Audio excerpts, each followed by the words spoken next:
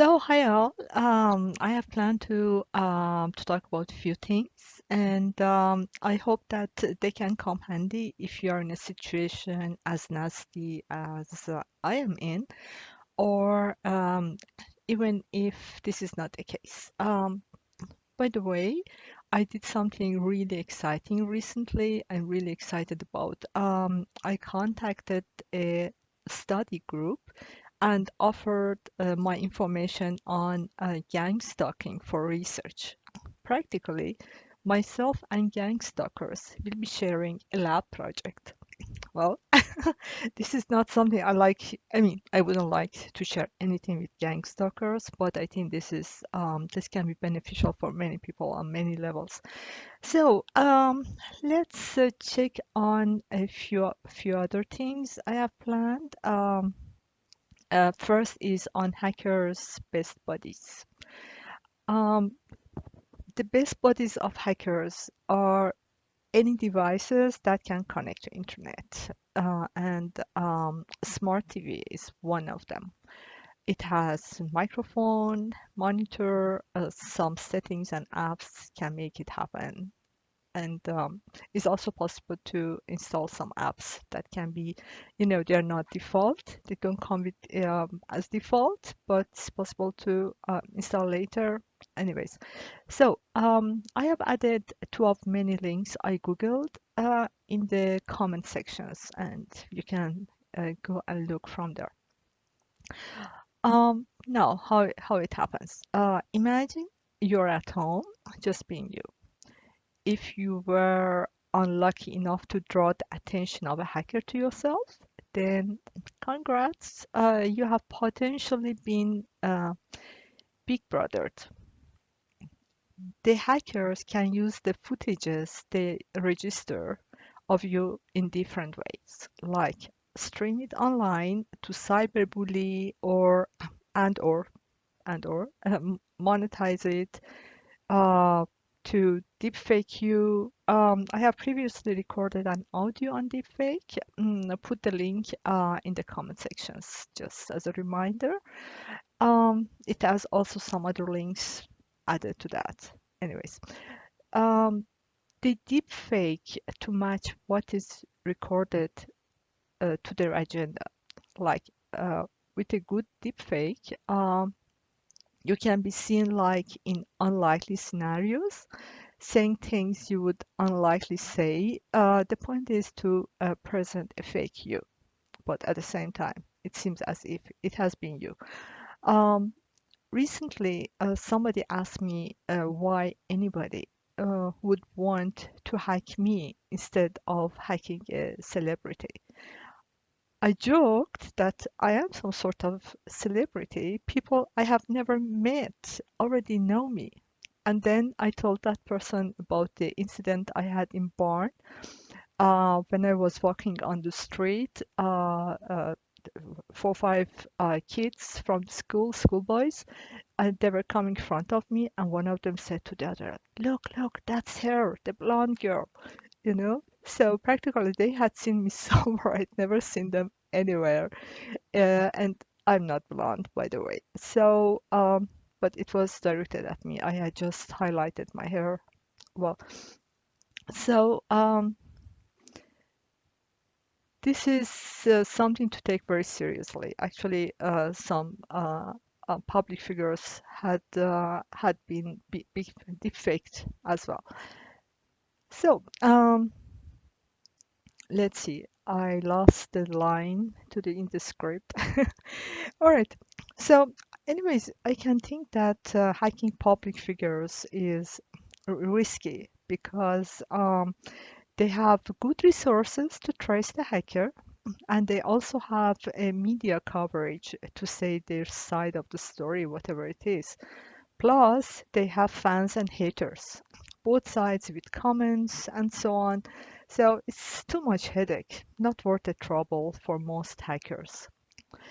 Anyways, what they do or do not do um, depends on their agenda, so not the person themselves. How I dealt myself with the smart TV in my room was to disconnect all cables. For me, it was easy because I don't use TV. Um, anyways, um, it was a bit drastic. Still a good way to go, just in case. I have understood that in a circumstances like mine, every caution is totally justified. The second thing is the pattern. When I lived in Barn, I lived there from 2016 to 2019.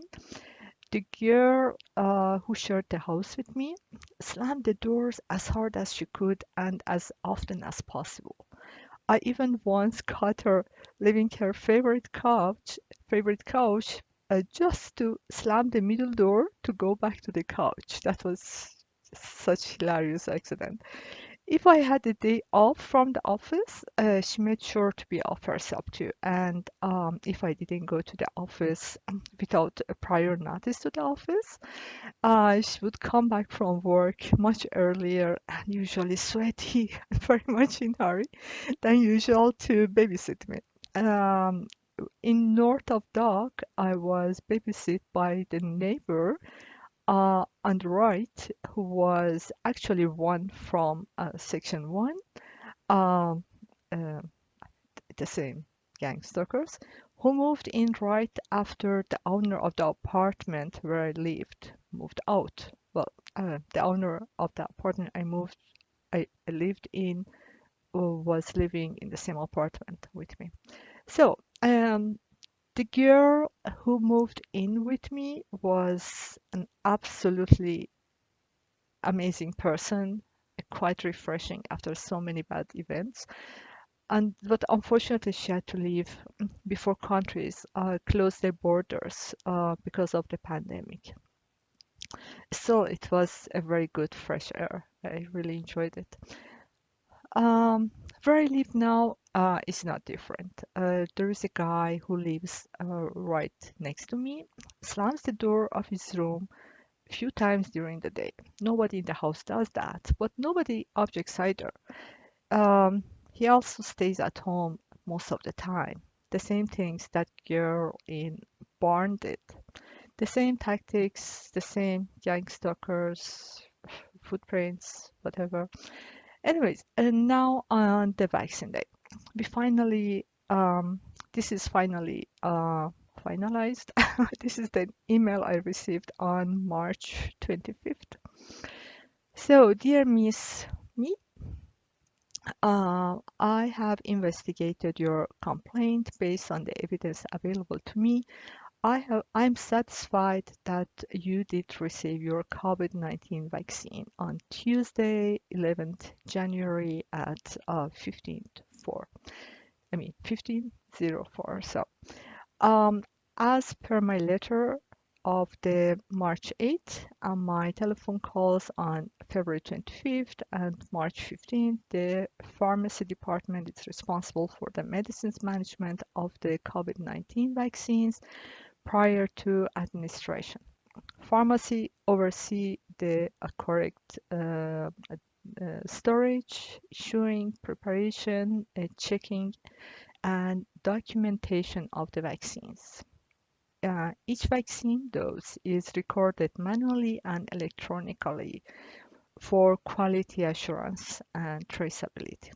After the dilution of the vaccine in the pharmacy department, the vaccine is kept at +2 degrees to +30 degrees centigrade, and it is used within 6 hours.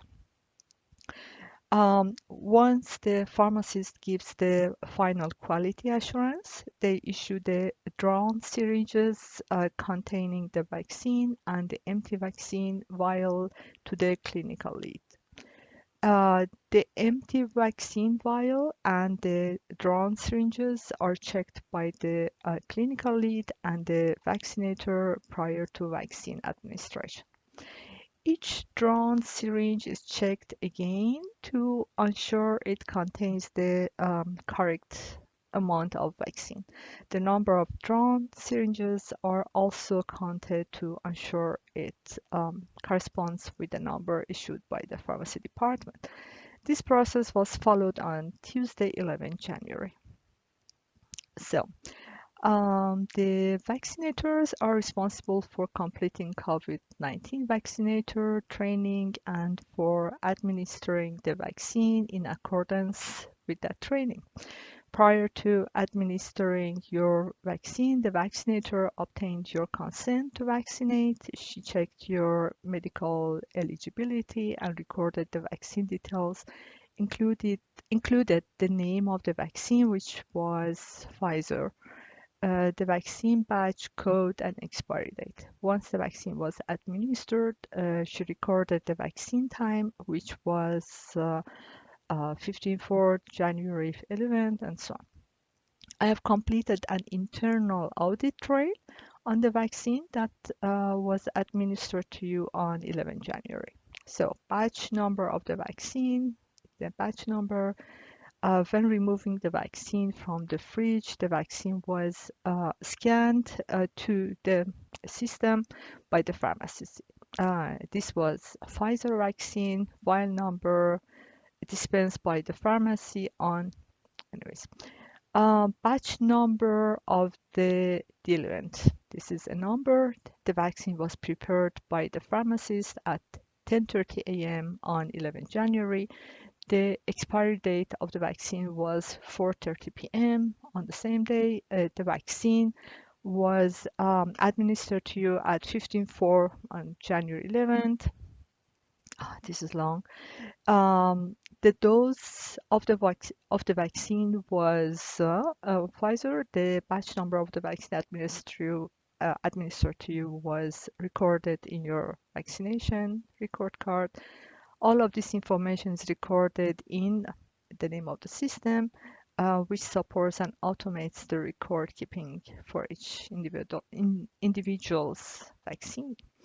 The tray with the Pfizer vaccine reconciliation record was returned to the pharmacy department. The pharmacist scanned the returned vial and the number of doses administered to the name of the system to ensure it matched the number of vaccine doses dispensed from the pharmacy. Every vaccine dose dispensed from the pharmacy, name of the system, is matched with every dose administered on the name of the system at the end of each day. On the 11th January, there were no discrepancies when these figures were checked. So this is under procedure.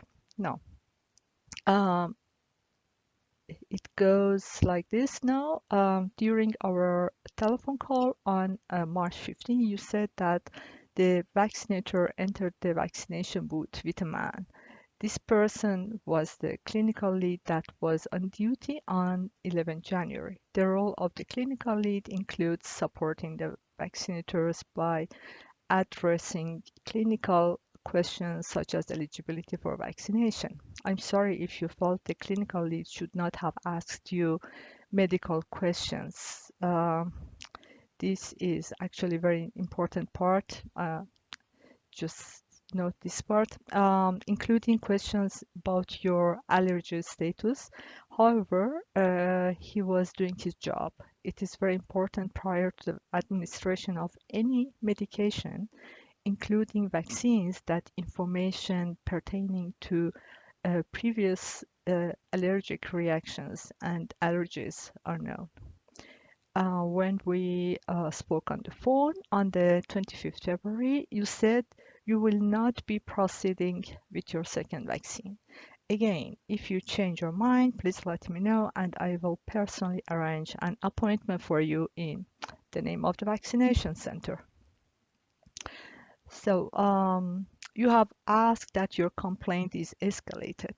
If you are unhappy with the outcome of the examination of your complaint, you may request a review within 20 working days of receipt of this letter by writing to name of the country and an email address. At any stage of the complaint process, you may refer your complaint to the office of the name of the office, the address, and once again, I would like to apologize for the upset and distress that has been caused as a result of your interaction with the vaccination center, name of the center. If I can be of any further assistance, please do not hesitate to contact me on a phone number. Yours faithfully, clinical lead, name of the center. So, and on March 28th, this is my response to her. Dear uh, name of the person, thank you for the feedback. Hereby, I seize the opportunity to bring my version of our conversation, as I recall it, to your attention. During our call on March 15th, 2022, on your request, I described once more each step and events of the day on which I was presumably vaccinated, among which the presence of a medic asking health-related questions. For clarification, I never questioned the reason why he asked me the questions. What I mentioned was as follows. So this was the part I was saying take track of. At some point during questioning, he said, it must have been an allergy, which I explained to you a few times. I found very peculiar, as I had not discussed with him any instances of any allergy I had ever experienced. His comment would make sense if I had discussed a past allergy instance. I questioned the reason why he had made that comment and to what episode he referred to. I also commented that due to unprecedented circumstances I have been experiencing the situation, I have become very alert when interacting with people. The reason for extraordinary attention to details. So I think it's something good I'm going to keep for myself, taking care about caring about the details. Um, During the same call, you informed me that the vaccinator did not remember me, as your record showed about 1,500 people were vaccinated on that day. I repeated that during that day, I was at the name of the vaccination center almost an hour. No other person was being vaccinated, as all vaccinators were standing in front of their booths, and also that I had not seen anybody lined up while I was at the counter where my information were being worked on. I suggested that a way by which you could jog the memory of the vaccinator in question, the vaccinator who vaccinated me, was by reminding her of her comment on political involvement of one of my countries and another country. I informed you that I have a dual citizenship and none of my countries, and one of my countries is one of those countries. Vaccinator knew about this, even though nobody at no stage in the vaccination center, the name of the vaccination center, had checked my citizenship. This represented another peculiar detail for me on that day. Another detail you were surprised of was the fact that I was asked by vaccinator to wait half an hour instead of the usual 50 minutes. And you repeated that a few times. So actually, um, I think they wanted to line up the gang stalkers. So I didn't write it in the letter. I mean, in the email. It's just my comment now. I was not given any explanation as to for how long the syringe with the presumably vaccine was sitting on that tray without the protection cap. Um, and now another section. In response to your question as to how to resolve the situation, I suggested a blood work could show if any antibody related to COVID-19 is present in my blood. Shortly after, I commented that considering a series of unexplained circumstances, not only at the name of the vaccination center, I could not be sure whether the blood work would be done correctly or not.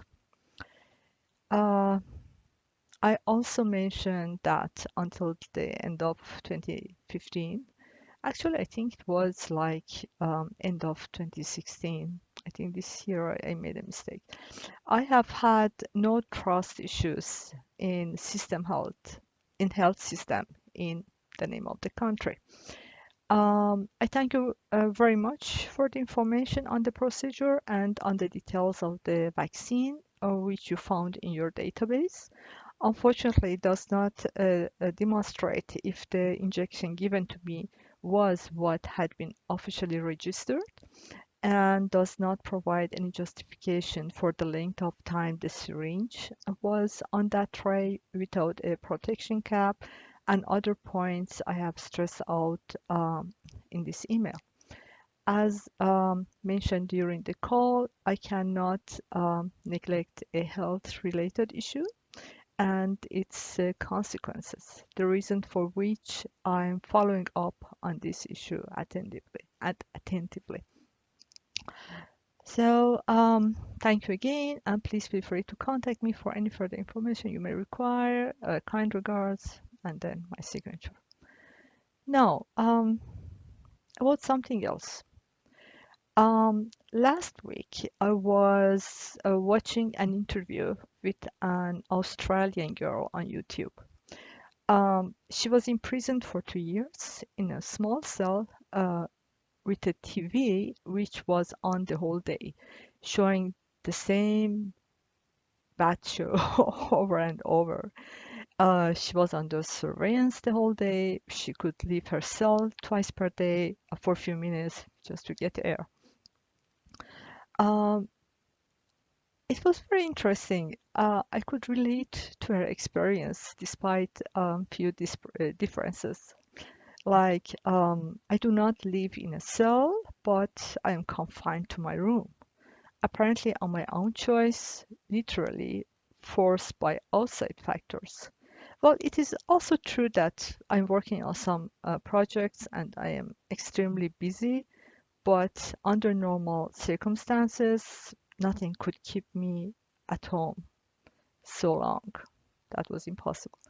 So instead of a bad show on TV over and over, there are skunk mobiles, skunk bikers, skunk bulans who put on a bad show the whole day on the street. And um, my window faces the street, so I get the pleasure to see the whole show or hear. Anyways, um, I take a deep breath through the kitchen window to get air. So I'm not going to the yard like she did. Geographically, she was imprisoned in a likely country for this to happen, while I live in an unlikely country for this to happen. This is, by the way, a reminder not to give too much credit to locations or too much discredit to locations, I would say. Um, the accusations against her were falsified to gain a leverage on something else, but she was made aware of.